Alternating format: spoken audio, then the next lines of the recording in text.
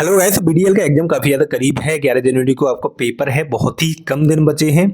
इस वाली वीडियो में मैं कुछ ऐसी चीज़ें शेयर करने वाला हूं जो कि अगर जिसका मान के चलो जिसकी तैयारी भी नहीं है अगर बीडीएल की, तो अगर वो उन्हें करके चला गया, वो क्वेश्चन अगर उसने कर लिए, जो भी मैं सोर्स दूंगा, जो भी मैं वेबसाइट वगैरह कुछ बताऊंगा, वो अगर आपने कर लिए तो काफ़ी ज़्यादा आपको हेल्प मिलेगी इन द रियल एग्जामिनेशन। और ये ऑल सभी ब्रांचेस के लिए है, कोई पर्टिकुलर एक ब्रांच के लिए नहीं है।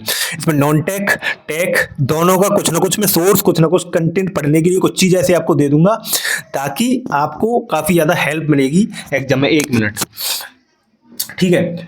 तो यस, अभी मैंने एक रिसेंटली वीडियो डाली थी, ठीक है? BEML कॉन्ट्रैक्ट बेसिस का एग्जाम हुआ था, उसमें काफ़ी सिमिलर एग्जाम आया था वो BDL की जैसे ही, ठीक है?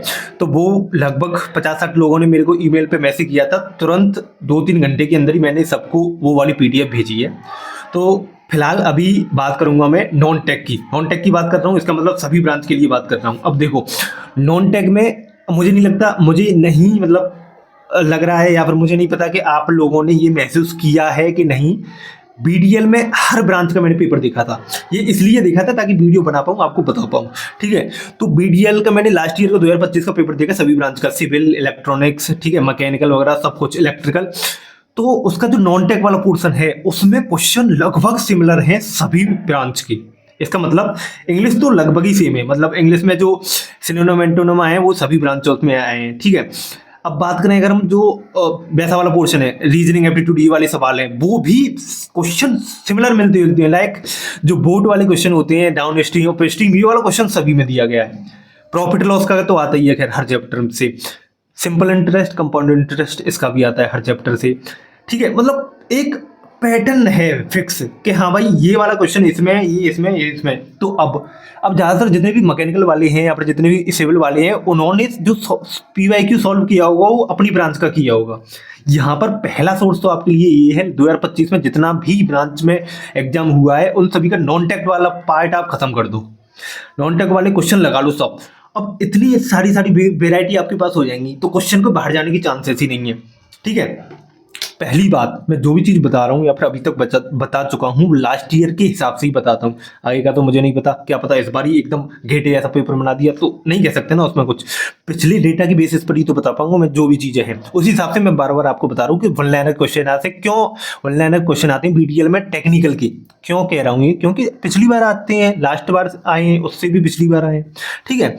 तो नॉन टेक वाला जो पोर्शन है वो कहाँ से करना है आपको, इसके लिए आप सर्च करोगे BDL question paper, last year question paper, तो एक अड्डा 47 ऐसे करके है, ठीक है? उसमें मतलब सभी डले हैं, वो सभी एक ही बार में डालोगे आप, सारी ब्रांच के खुल जाएंगे।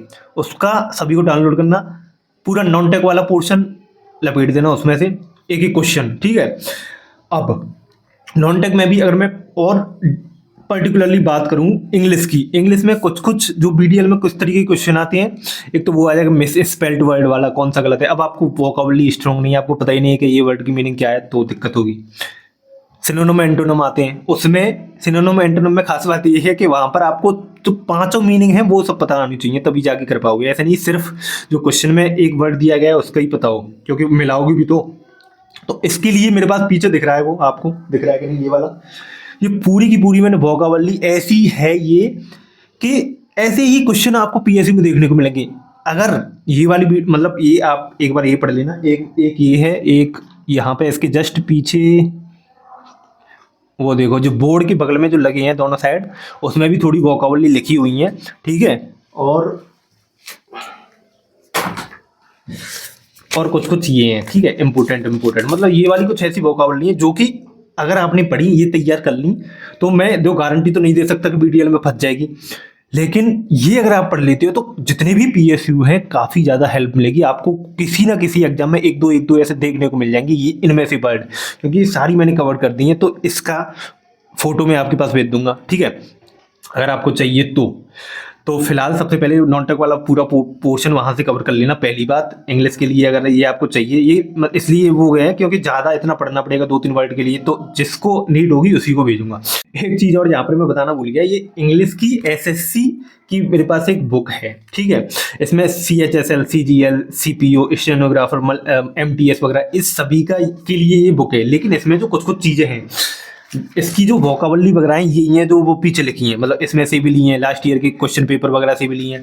और इसमें जो लाइक इडियम फ्रेजेस हैं वो सब, और सब वन वर्ड सब्स्टिट्यूशन ऐसे करके, और भी मतलब कुछ कुछ चीज़ें हैं। देखो मैंने ये लिख रखे हैं, ये हाईलाइट वगैरह कर रखे हैं, ठीक है। तो अगर आपको ये भी चाहिए, इसकी जो मेन पोर्शन है जो कि पूछा जाता है, तो वो भी बता देना, वो भी भेज दूंगा मैं। ये हो गया तीसरा कि अब टैग वाला पोर्शन। टैग वाले पोर्शन में तो देखो बीडीएल का आप लगा ही चुके हो लास्ट ईयर का। बीएमएल मैकेनिकल वाला जो है पेपर वो मैं भेज चुका हूँ, जितने भी मैकेनिकल के मेरे को ईमेल आई थी मैकेनिकल वाले स्टूडेंट के लिए, ठीक है। बीएमएल का जो कॉन्ट्रैक्ट वाला पेपर है वो मैं भेज चुका हूँ, मेरे 100 में से 93 मार्क्स हैं उसमें, ठीक है।